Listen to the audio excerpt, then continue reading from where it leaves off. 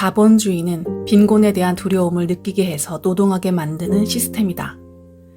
빈곤에서 벗어나지 못한다면 우리는 평생 일해야 한다. 하지만 두려워하지 말자.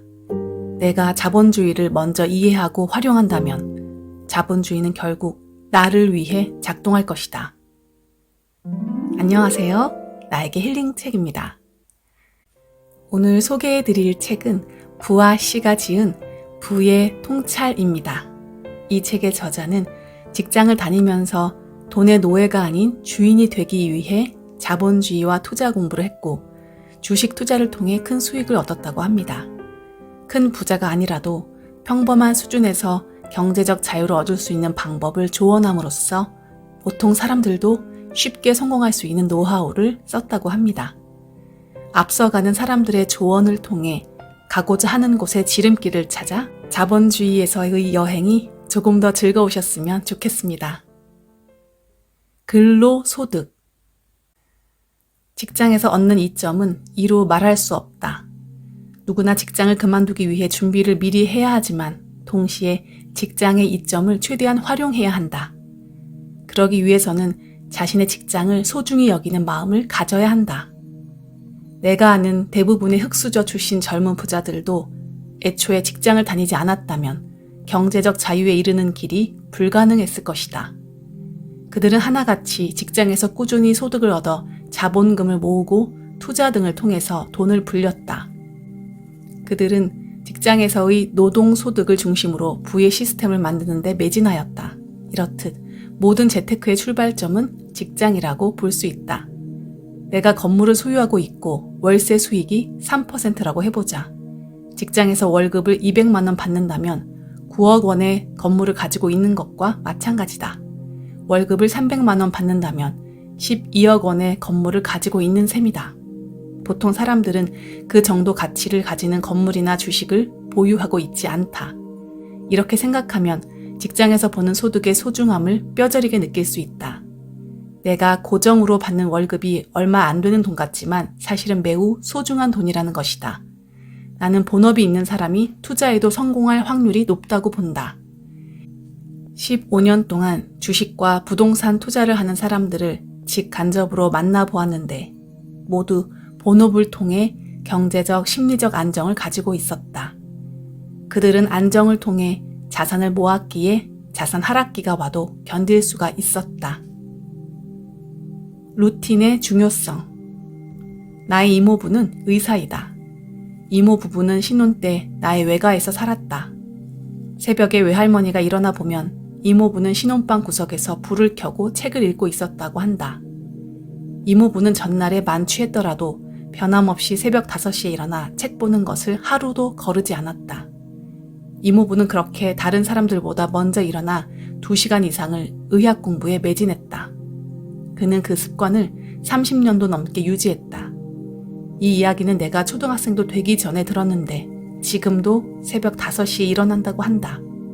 이 습관은 대학 시절부터 시작됐다고 한다. 그는 지금 자기 분야에서 유명한 의사이자 대학 교수이다. 그가 존경스러운 것은 단지 새벽 5시에 일어나서가 아니다. 그것보다는 그 습관을 30년 넘게 유지하고 있다는 사실이다. 어떤 노력을 한다면 그 노력을 얼마나 오래 유지하느냐가 중요하다. 고작 며칠 동안 한 것은 루틴이 아니다. 그냥 한번 해본 것일 뿐이다. 오늘 헬스장에 가서 3시간 운동하고 왔어 라고 말하면 대단해 보일 수 있지만 그 노력이 단 하루짜리라면 아무 의미가 없다.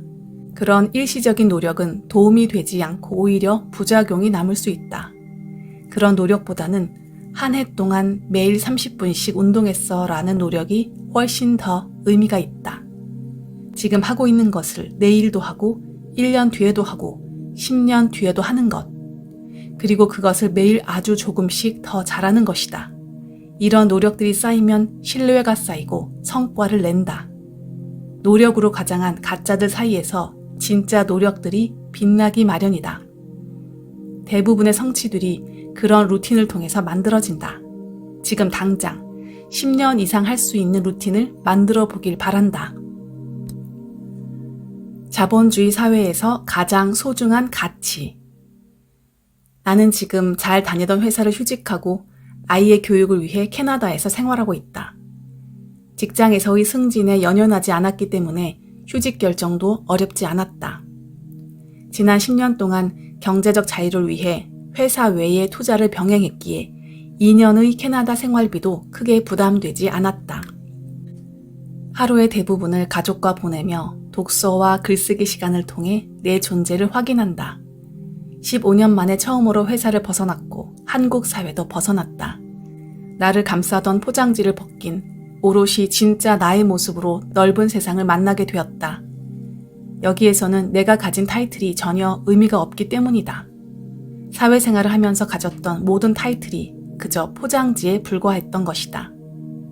한국에서는 내가 어떤 대학을 나오고 어떤 직장을 다니고 연봉이 얼마이고 어떤 집에 살고 어떤 차를 가지고 있는지가 중요했다. 주변에서는 항상 나에게 기대를 걸었고 나는 주변의 기대를 채우기 위해서 생각하고 말하고 행동해야 했다. 그 모든 것이 스트레스였다. 나 자신이 아닌 내가 되기 위해 노력하는 삶을 의미했다. 그런 것들에서 벗어나고서야 비로소 내가 되는 것이 가능해졌다. 우리가 되고 싶어하는 부자, 우리가 이루고 싶어하는 경제적 자유도 마찬가지다. 내가 되어가는 과정과 경제적 자유를 일치시켜야 한다. 나를 잃어버린다면 아무리 부자가 되고 경제적 자유를 이루어도 소용이 없다. 나는 자본주의 사회를 살아가면서 결코 잃어버려서는 안 되는 가장 소중한 가치다.